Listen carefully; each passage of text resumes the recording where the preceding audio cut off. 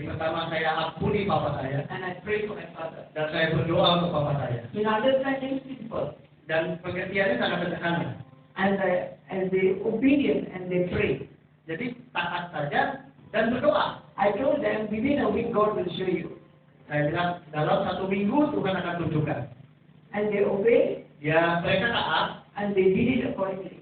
Dan mereka lakukan seperti yang saya ajarkan. I spoke to them on Sunday. Saya ketemu mereka hari Minggu. And within a week God will show, right? Ya, dan lalu sudah lewat seminggu. And then on Wednesday we went to teach in the church. Oke, dan hari Rabu berikutnya saya ke gereja itu lagi. This young man running, pastor, I got news for you. Anak muda ini tiba-tiba lari kepada saya, pastor, saya ada cerita buat pastor katanya. This morning my father called me. Pagi ini papa saya telepon saya, And he is crying. dan papa saya menangis. And said, I'm sorry, I want to come back. Dan papa saya bilang, ampuni saya dan izinkan saya untuk balik lagi. Hallelujah. Why not all these years? Why suddenly now? Jadi kenapa nggak dari kemarin? Kenapa baru sekarang? Halo? Because of the power of the Holy Spirit. Karena dia baru saja menerima kuasa dari Roh Kudus. Because you speak in heavenly language. Dia berbicara di dalam bahasa Roh. It's a perfect prayer. Itu adalah doa yang sempurna. Hallelujah. Haleluya. And as he prayed, the God answered. Waktu dia berdoa, maka jawaban Tuhan itu datang. You want your prayers to be answered quickly? Kamu, Bapak Ibu pengen doanya dijawab lebih cepat? You don't make a lengthy prayer. Don't let the. You know why you have to speak in these tongues?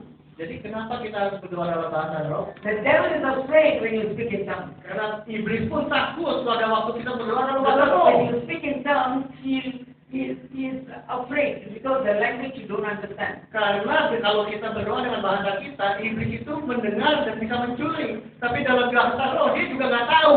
But God searches our heart. He knows what we need. Yang tahu cuma Tuhan yang menyelidiki hati. Dia tahu kebutuhan kita. Hallelujah. This young man earnestly they are praying in the spirit, and God answered so fast. Jadi anak muda ini dengan gigih dia berdoa dengan bahasa Roh dan minta kepada Tuhan. Dan jawaban itu tiba. And then he came to me and said, Pastor, I got another problem. Lalu dia bilang, saya punya masalah lain nih, Pastor.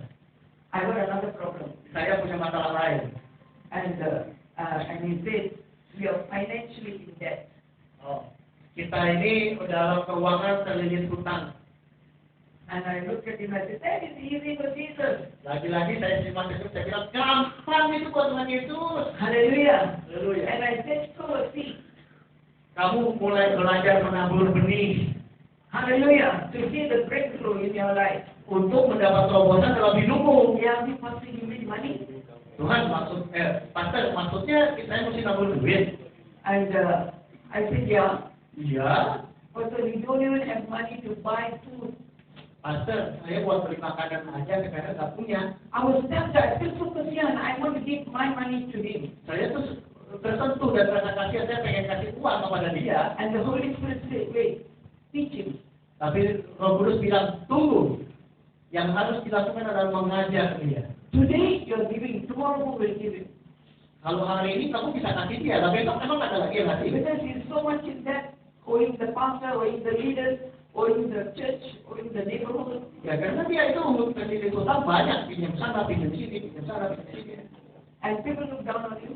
Dan orang merendahkan dia. That's why I told him sow a seed. Jadi ajarkan dia untuk menabur benih. Then I said, I do not know what you do, but as I taught you, go back and say, Lord, forgive us. I need a financial breakthrough. Praise the Spirit. Jadi saya bilang, saya nggak tahu bagaimana ini, kamu kembali saja dan berdoa kepada Tuhan, minta diajarkan bagaimana supaya kamu bisa menerobos pada masalah ini. When God meets the need, waktu Tuhan menangkap kebutuhanmu, and you pray and ask God how much you have to sow, lalu kamu tanya sama Tuhan berapa banyak yang harus saya tabur, and then and go to your pastor, pergi kepada gembalamu, and then ask your pastor to bless this seed. Lalu minta gembalamu memberkati apa yang mau kamu tabur, and put it in your offering. Masukkan dalam persembahan. And after that, keep thanking God. Setelah itu kamu nggak usah pikirin, kamu bersyukur.